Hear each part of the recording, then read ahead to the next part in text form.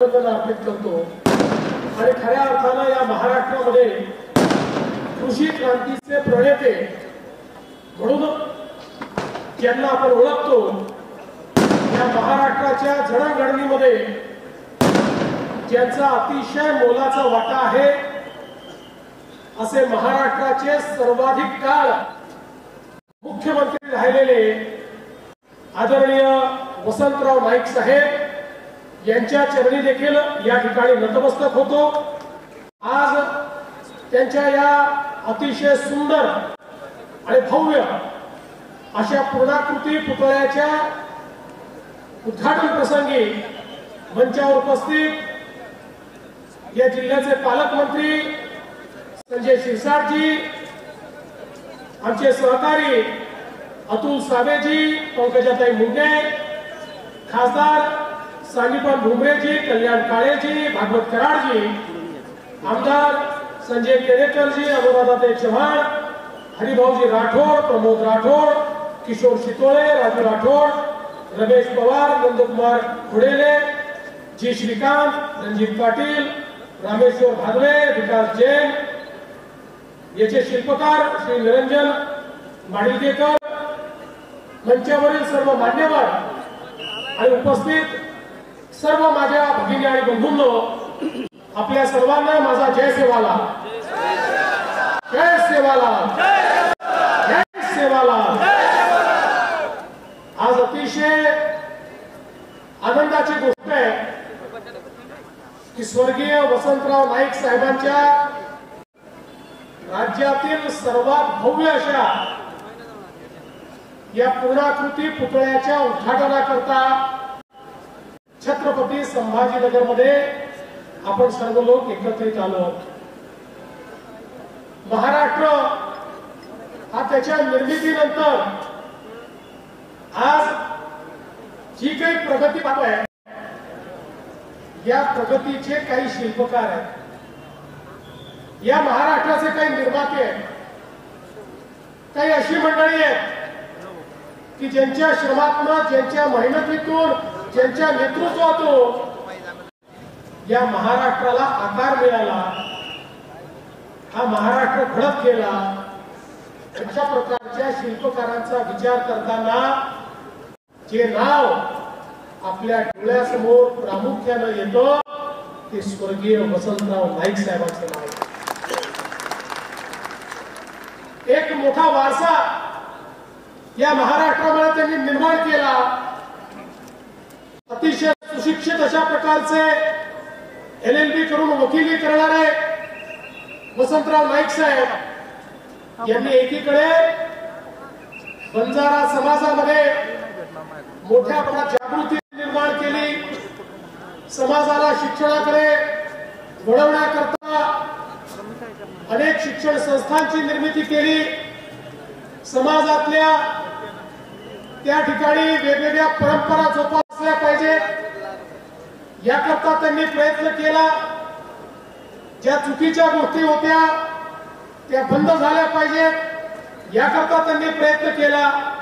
आणि हे सगळं करत असताना राजकीय सामाजिक जीवनामध्ये एक एक पायरी ते चढत गेले। नगराध्यक्षापासून, आमदारापासून, मुख्यमंत्री, खासदार अशा विविध पदांवर नाईक साहेबांनी काम केलं। विशेषतः या महाराष्ट्राच्या इतिहासामध्ये नाईक साहेब हे सर्वाधिक काळ राहिलेले मुख्यमंत्री म्हणून महाराष्ट्राच्या इतिहासात त्यांची नोंद आहे। आणि व्यक्ती किती काळ पदावर असतो यापेक्षा तो पदावर असताना काय करतो हे महत्वाचं असतं।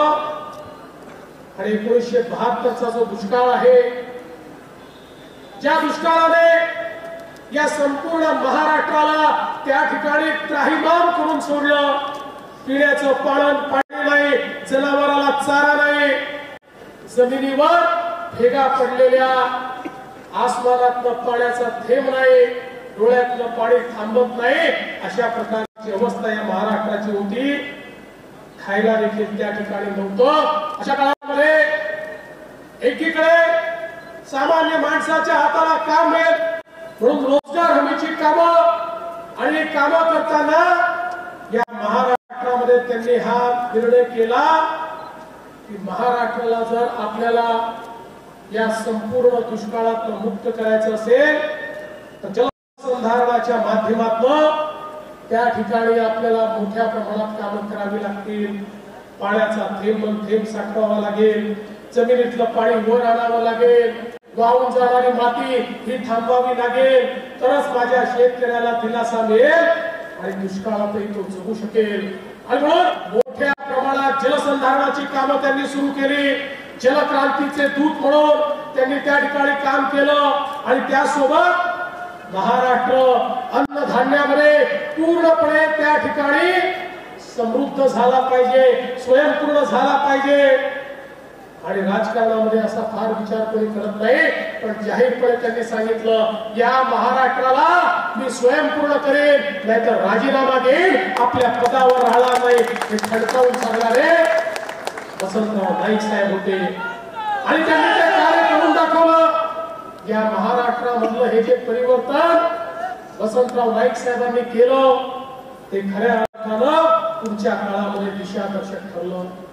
माझ्यासारख्या कार्यकर्त्यालाही ज्यावेळी आम्ही दुष्काळाचा सामना केला आणि इतिहासामध्ये म्हणून बघितलं त्यावेळी लक्षात आलं या महाराष्ट्रामध्ये जर आपल्याला दुष्काळाचा सामना करायचा असेल तर वसंतराव नाईक साहेबांनी दाखवलेला जो जलसंधारणाचा मार्ग आहे त्याच मार्गाने आपण ते करू शकतो.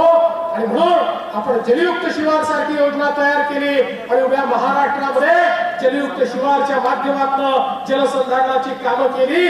त्याही वेळी मी सांगितलं होतं ही योजना तयार करत असताना आमच्या समोर अनेक जे लोक या ठिकाणी खऱ्या अर्थानं प्रेरणा स्रोत आहेत त्यातलं या योजनेच्या पाठीमागचे एक प्रेरणा स्रोत हे खऱ्या अर्थानं वसंतराव नाईक साहेब आहेत. ते त्याही काळामध्ये मी बोललो होतो. आणि म्हणून अशा प्रकारचे वसंतराव नाईक साहेब की ज्यांनी बंजारा समाजाकरता देखील इतक्या मोठ्या प्रमाणात जागृती आणली. तांड्यावर राहणारा समाज, एकीकडे विकासापासून दूर असलेला समाज, एकेकाळी प्रचंड मोठा इतिहास असलेला समाज, ज्या समाजाने मोठ्या प्रमाणात या देशामध्ये विकासाची कामं केली, मार्ग तयार केले, बावड्या तयार केल्या, व्यापारी मार्ग तयार केले. एक असा समाज की आज अख्खी दिल्ली ज्याच्यावर बसलेली आहे, दिल्लीचं संसद भवन, दिल्लीचं त्या ठिकाणी प्रधानमंत्र्यांचं कार्यालय, ते आमच्या लतीशा बंजाराची जागा, अशा प्रकारचा एक मोठा समाज. पण कालांतराने जो समाज काही ना काही कारणाने मागासला गेला त्या समाजाच्या उत्थानाकरता त्यांनी केलेलं कार्य सेवालाल महाराजांनी या बंजारा समाजाकरता जी काशी निर्माण केली त्या काशीमध्ये त्या ठिकाणी आम्ही ज्यावेळेस ठरवलं की या पोरांचा पूर्ण कायापालट झाला पाहिजे आणि त्याचा कायापालट करत त्या ठिकाणी आमच्या महायुतीच्या सरकारने 700 कोटी रुपयाची कामं केली आणि अतिशय सुंदर अशा प्रकारचं तिथलं संपूर्ण काम आपण करून दाखवलं. रामराव बापूंच्या नेतृत्वात त्या कामाची सुरुवात झाली. बापू आज आपल्यामध्ये नाही, पण आज ते काम अव्याहत चाललंय आणि त्या ठिकाणी पहिले आमदार देशाचे प्रधानमंत्री माननीय नरेंद्र मोदीजी हे पहिले प्रधानमंत्री ठरले जे बंजारा काशीमध्ये पोहारवीला आले आणि नंगारा म्युझियमचं त्यांनी उद्घाटन केलं. आणि नंगारा म्युझियम मध्येही एंट्री केल्याबरोबर पहिला पुतळा कोणाचा आम्ही लावला असेल तर तो स्वर्गीय वसंतराव नाईक साहेबांचा या ठिकाणी लावला. कारण ज्यांनी आपल्याला विचार दिला, ज्यांनी आचार दिला, ज्यांनी बळ दिलं, ज्यांनी खऱ्या अर्थानं क्रांतीची ज्योत आपल्यामध्ये पसरवली त्या वसंतराव नाईक साहेबांना आपण कधीच विसरू शकत नाही. आणि म्हणून आज आपल्याला माहितीये सरकारच्या माध्यमातून आपण वनारटी सुरू केलेली आहे. त्या माध्यमातून आमच्या बंजारा समाजाला वेगवेगळ्या प्रकारच्या योजना आपण देतो. आज तांड्यांना त्या ठिकाणी महसुली गावांचा दर्जा दिलाय. तांड्यांमध्ये ग्रामपंचायती आपण तयार केल्या आहेत. सेवालाल महाराज तांडा समृद्धी योजना आपण सुरू केलेली आहे. या सगळ्याच्या पाठीमागची भूमिका एवढीच आहे की हा बंजारा समाज जो एकेकाचा समृद्ध समाज होता, काळाच्या या सगळ्या अत्याचारांमध्ये जो समाज कुठेतरी मागे राहिला, आता त्या समाजाला पुन्हा एकदा तेच गतवैभव आपल्याला द्यायचं आहे. आणि हे गतवैभव जर द्यायचं असेल तर तर सेवालाल महाराज यांचं कार्य लक्षात ठेवावं लागेल आणि वसंतराव नाईकांची प्रेरणा ही आपल्या ठाई आपल्याला घ्यावी लागेल। ही प्रेरणा जर असली तर निश्चितपणे आपल्याला त्या ठिकाणी हे कार्य करता येईल। आणि म्हणून या ठिकाणी ज्या लोकांनी याकरता प्रयत्न केला त्या सगळ्यांचं आमच्या लोकप्रतिनिधींचं या ठिकाणी सुरुवातीच्या काळामध्ये आपले भागवत कराडजी असतील, संजय शिरसाटजी असतील, अतुल सावेजी असतील, घोडिलेजी असतील, या सगळ्या मंडळी मंचावरच्या मंडळींनी आपल्या या संपूर्ण जी संस्था आहे त्या संस्थेच्या लोकांनी ज्यांनी याकरता प्रयत्न केला त्यांचं अभिनंदन करतो। आपले जी श्रीकांत यांचं देखील या ठिकाणी अभिनंदन करतो। महानगरपालिकेच्या सगळ्या अधिकाऱ्यांचं अभिनंदन करतो। आणि शिरसाट साहेबांना जाता एवढंच सांगतो, शिरसाट साहेब काळजी करू नका, छत्रपती संभाजीनगर हे आपल्या सगळ्यांच्या हृदयामध्ये आहे, त्यामुळे याला कधीच काही कमी पडू देणार नाही हा विश्वास तुम्हाला देतो आणि माझं बोलणं संपवतो। धन्यवाद। जय हिंद, जय महाराष्ट्र, जय